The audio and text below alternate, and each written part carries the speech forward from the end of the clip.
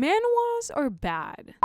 Okay, a good amount of manhwas are bad. And let me be straight up with y'all, okay? It's not just because they suck, and I'm not saying all of them do, but just a copy and paste version of each other. Sometimes I find myself reading a new manhwa, and I just can't believe what I'm actually looking at, okay? And it's like walking to a Dollar Tree, okay? And instead of Doritos, you got burritos. Or instead of sneakers, you got Nick. No. You get the idea, right? Okay? And it's that sense of feeling like you're wasting your time on something that just isn't good. The biggest crime a story can commit is being boring, okay? You could have a super detailed, complex storyline or a really terrible one that people honestly hate to the ends of the earth. But it's still better than having a story that people find boring. At the end of the day, if there's nothing redeemable about it, it's just another generic mess among the sea of others. Okay? But today, I'm talking about manhwas that I personally think deserve to be adapted into anime because trust me, these stories are anything but boring. So please grab a seat and some snacks, and please don't forget to like, comment, subscribe for more future content. And with that being said, let's dive in. Have you ever played an RPG or some random side mechanic like farming or building and thought, wow, why is this more fun than the actual game? That is the energy that the Greatest Estate developer brings, okay? Okay, let's be for real. If someone told you a manhwa about estate developing would be one of the most funniest and creative stories out there, you would probably look at them crazy. I thought the same thing. But the Greatest Estate developer, this thing is honestly gold, okay? The story follows Lloyd, a lazy, good-for-nothing noble, or at least that's who he was before a modern-day civilian engineer gets reincarnated into his body. Now, instead of fighting monsters or training sword techniques, Lloyd is out here building roads, scamming nobles, and flipping properties like he's in the medieval version of Monopoly. And let me tell you, Lloyd is an absolute menace, okay? This guy has some serious issues. This guy will con his way through any situation, smooth talk his way out of danger, and somehow make construction work look cool. The art is clean, the comedy is on point, and the way that Lloyd is just bullshitting, outsmarts his way out of everything, makes this one of my favorite manhwas to read. This is honestly something that I will highly recommend for people to enjoy, and it's like a nice little read to just enjoy on your free time, really. Now imagine reading a novel for years, only for it to suddenly become your reality, okay? Now that's the premise of Ominous Reader's Viewpoint, one of the most anticipated manhwa that fans need to see animated. Like, guys, if y'all know about Solo Leveling, just know this is Solo Leveling's competitor. Kim Dokja is an average office worker who has spent years reading a niche web novel. One day, the novels even start happening in real life, and he's the only person who knows what's coming next. Using his knowledge, he is able to navigate deadly survival games, form alliances, and stay ahead of both heroes and villains who don't realize they're characters in a story. Look, I won't lie, I had to stop reading at chapter 20 because I knew I was about to get hooked, okay?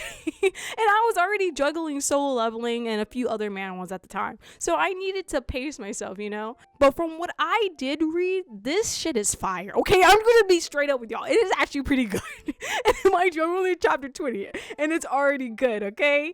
Imagine Solo Leveling as Naruto and then Ominous Reader's Viewpoint freaking Sasuke. Like, that's basically what it is, okay?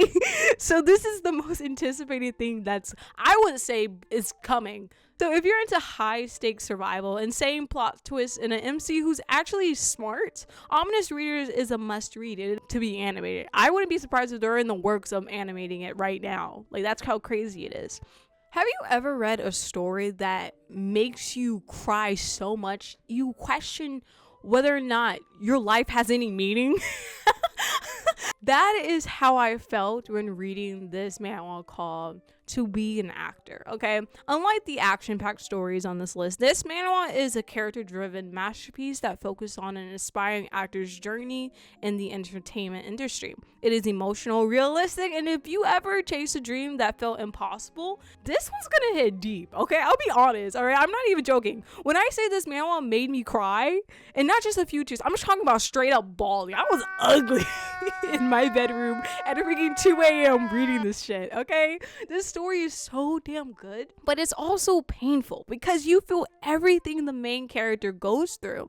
And if this becomes an anime adaptation, it's over. I'll be honest. The voice acting alone would make this 10 out of 10, okay? Y'all check this one out. If you want to cry, this is the one for you, okay? So with this manual, I have no choice but to put this masterpiece on the list because, let's be honest, Lout of the Count's Family is one of the best reincarnation manuals out there. I'll be honest, all right? The main character, Cal, is reincarnated as the lazy, useless noble in a fantasy novel that he once read. But instead of following the story script, he decides to avoid all conflict and live a peaceful life. I love everything about this manhwa. The art, beautiful. The story, fucking fire.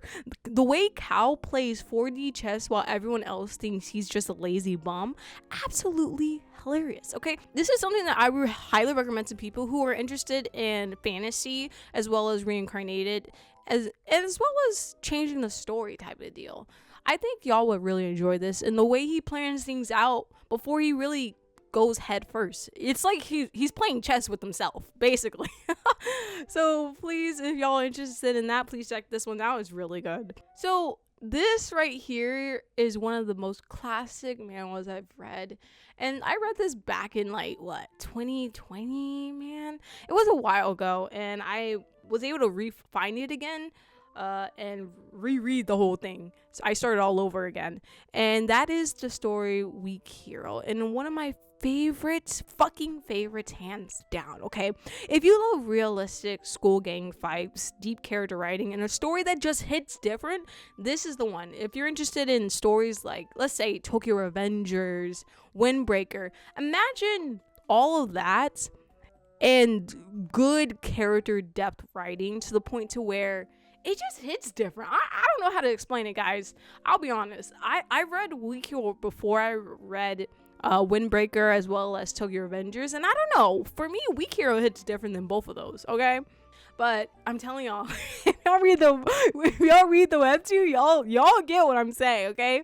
Unlike your typical underground MC gets stronger storyline, the protagonist doesn't rely on brute strength. Instead, he uses strategy, manipulation, and sheer survival instincts to climb his way up in the brutal high school hierarchy. It's gritty and emotional, and the fights are drawn insanely well. People might only know about Weak Hero because of the live action drama, but let me tell you, the webtoon is on a freaking different level. If this gets a proper animation adaptation, it's going to be a must watch. Okay, I'm gonna say that now. Alright, manhwa is filled with so many hidden gems, but sadly, a lot of them get buried under generic, forgettable stories. These ones, though, they deserve their name in the spotlight. Okay, but hey, enough about what I think. Tell me what about you, okay? Are there any manhwa you think deserve an anime adaptation? Drop them in the comments below. And please don't forget to like, comment, subscribe for more future content, and I'll catch y'all on the flip side.